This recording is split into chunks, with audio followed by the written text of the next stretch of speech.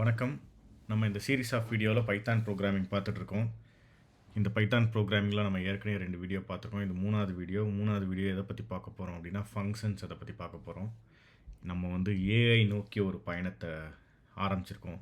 அதுக்கு ஃபவுண்டேஷன்ஸ் அடித்தளம் வந்து பைத்தான் தெரிஞ்சதுன்னா நீங்கள் artificial intelligence, machine learning, deep learning இது எல்லாமே கற்றுக்க முடியும்.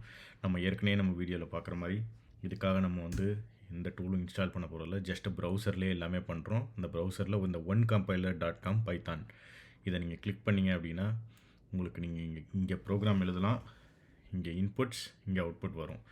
ஸோ நம்ம வந்து ஏற்கனவே 2 ப்ரோக்ராம் ரன் பண்ணதுனால உங்களுக்கு தெரியும் இது எப்படி பண்ணுறது அப்படின்னு. அதனால் நம்ம டைரெக்டாக ப்ரோக்ராமில் போயிடுவோம்.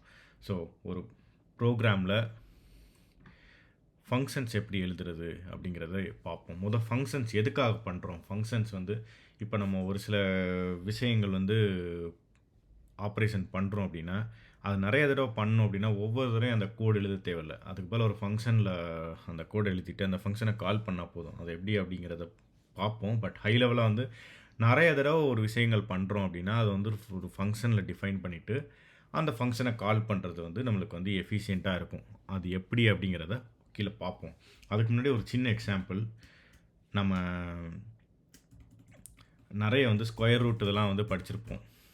எப்படி சி ப்ரோக்ராமில் வந்து ஹேஷ் இன்க்ளூட் அப்படின்னு ஹெடர் ஃபைல்ஸ் இன்க்ளூட் பண்ணுறோமோ இங்கே பைத்தானில் வந்து இந்த பேக்கேஜஸ்லாம் நம்ம வந்து இம்போர்ட் பண்ணோம். இப்போ வந்து நம்ம ஒரு எக்ஸாம்பிள் இது பார்க்குறதுக்காக வந்து மேத் லைப்ரரி வந்து இம்போர்ட் பண்ணுறோம். இதில் வந்து நம்மளுக்கு ஸ்கொயர் ரூட் அப்படிங்கிற ஒரு ஃபங்க்ஷனை வந்து நம்ம யூஸ் பண்ண போகிறோம். ஸ்கொயர் ரூட் ஆஃப் 9 இது வந்து நம்மளுக்கே தெரியும். ஸ்கொயர் ரூட் ஆஃப் 9 வந்து 3 அப்படின்னு சொல்லி. ஸோ ஆன்சர் வந்து 3 அப்படின்னு வந்துருச்சு. இப்போ இதில் வந்து பார்த்திங்க அப்படின்னா ஸ்கொயர் ரூட் அப்படிங்கிறது இது வந்து ஒரு ஃபங்க்ஷன். இந்த ஃபங்க்ஷன் வந்து நம்ம ஒவ்வொரு தடவையும் ஸ்கொயர் ரூட்டுக்காக கோடு எழுத தேவையில்லை. அதை வந்து டிஃபைன் பண்ணியிருக்காங்க இந்த மேத் அப்படிங்கிறதுல. அதே மாதிரி இந்த பிரிண்ட் அப்படிங்கிறதும் ஒரு ஃபங்க்ஷன் இந்த இடத்துல. இப்போது இந்த ஸ்கொயர் ரூட்டுக்காக நம்ம ஒவ்வொரு தடவையும் வந்து கால்குலேட் பண்ணி பண்ணுறதுக்கு போல் ஸ்கொயர் ரூட் அப்படின்னு சொல்கிறத டிஃபைன் பண்ணிட்டாங்க. அந்த டிஃபைன் பண்ண ஃபங்க்ஷனை நம்ம கால் பண்ணுறோம். இப்போ ஃபார் எக்ஸாம்பிள் நம்ம இதை 25 அப்படின்னு சொல்லி வச்சு ரன் பண்ணோம் அப்படின்னா 5 அப்படின்னு சொல்லி வருது. இதே மாதிரி நீங்கள் வேறு ஃபங்க்ஷன்ஸ் பார்த்தீங்க அப்படின்னா இப்போ இதிலே வந்து இன்ட் அப்படின்னு சொல்லி கொடுப்போம். இங்கே வந்து ஃப்ளோட்டாக வருது வேல்யூ 5.0 அப்படின்னு சொல்லி வருதுல்ல, அதை வந்து நம்ம இன்டிஜராக மாற்றுவோம். இது இப்படி இன்ட் ஆஃப் ரன் பண்ணோம் அப்படின்னா இது வந்து 5 அப்படின்னு சொல்லி வருது. இது என்னென்னா இந்த மேத் வந்து ரிட்டர்ன் பண்ணுற ஸ்கொயர் ரூட் வந்து ரிட்டர்ன் பண்ணுற வேல்யூவை இன்டிஜராக மாற்றுறோம். இந்த ஃப்ளோட்டிங் பாயிண்ட் வேல்யூவை இன்டிஜர் வேல்யூவாக மாற்றுறோம். இன்ட் அப்படிங்கிறதும் ஒரு ஃபங்க்ஷன் தான். அதே போல் நீங்கள் வந்து நம்ம ஏற்கனவே ஒரு இதை பார்த்தோம், ஸ்ட்ரிங்கில் கூட நம்ம பண்ணலாம் அப்படின்னு. இப்போ வந்து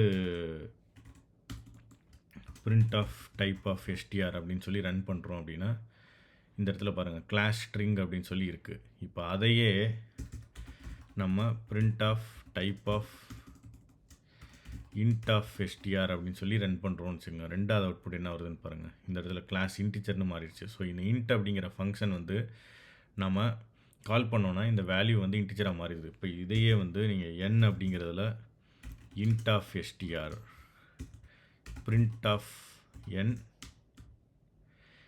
அப்படிங்கிறது வேல்யூ பிரிண்ட் பண்ணும். அதே நேரத்தில் பிரிண்ட் டைப் ஆஃப் என் இதையும் பிரிண்ட் பண்ணோம் அப்படின்னா இங்கே பாருங்கள் ஃபஸ்ட்டு என்னோட வேல்யூ வந்து first print of type of STR அது கிளாஸ் எஸ்டிஆர்னு வந்துருச்சு. இந்த இடத்துல type of int of STR அது வந்து கிளாஸ் இன்ட் அப்படின்னு இருக்குது.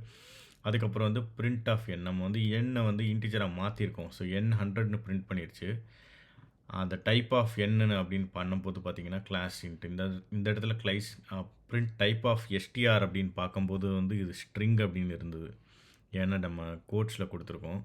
அதே வந்து இன்ட்டுன்னு மாற்றினதுக்கப்புறம் வந்து அது இன்டிஜர்னு மாறிடுச்சு. இப்போ நம்ம வந்து ஒரு ஃபங்க்ஷனை நம்ம ஸ்கொயர் ரூட் இன்ட்டு டைப் இதெல்லாம் பார்த்தோம். நம்மளே வந்து எப்படி ஒரு ஃபங்க்ஷனை டிஃபைன் பண்ணலாம் அப்படிங்கிறத பார்ப்போம்.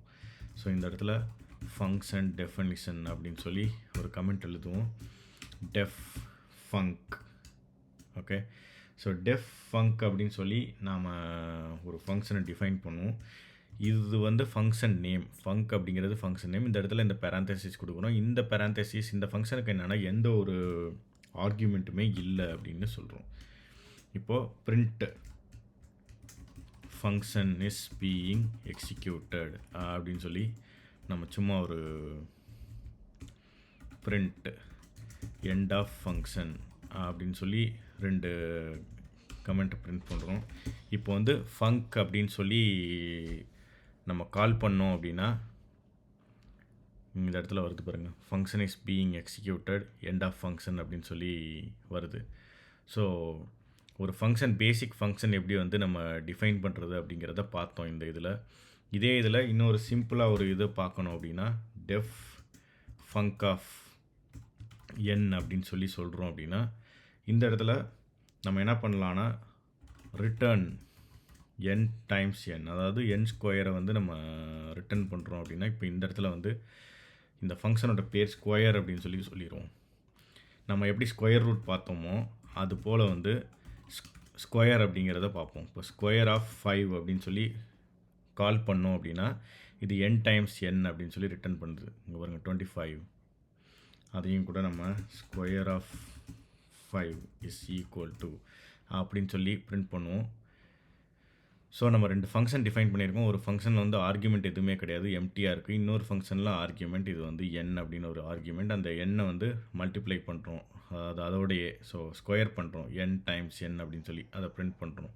ஸோ 2 ஃபங்க்ஷன் நம்ம டிஃபைன் பண்ணியிருக்கோம். அந்த 2 ஃபங்க்ஷனில் ஒரு இது ஆர்குமெண்ட் இல்லாமல் இன்னொன்று ஆர்குமெண்ட்டோட நம்ம இந்த ஃபங்க்ஷன்ஸே அடுத்து திரும்ப கண்டினியூ பண்ணுவோம். இந்த ஃபங்க்ஷன்ஸ் வச்சு வேறு என்னென்ன பண்ணலாம் அப்படிங்கிறத கண்டினியூ பண்ணுவோம். இப்போதைக்கு வந்து ஒரு ஃபங்க்ஷன் எப்படி எழுதுறது பைத்தானில் அப்படிங்கிறத பார்த்தோம். ஓகே, இந்த வீடியோ உங்களுக்கு பிடிச்சிருந்தால் லைக் பண்ணுங்கள், அந்த சேனல் சப்ஸ்கிரைப் பண்ணுங்கள், உங்கள் ஃப்ரெண்ட்ஸோட ஷேர் பண்ணுங்கள். நம்ம ஏஐ நோக்கி ஒரு பயணத்தில் இருக்கோம், ஏஐயை வெல்லுவோம். ஓகே, அடுத்த வீடியோவில் உங்களை பார்க்குறேன். பாய்.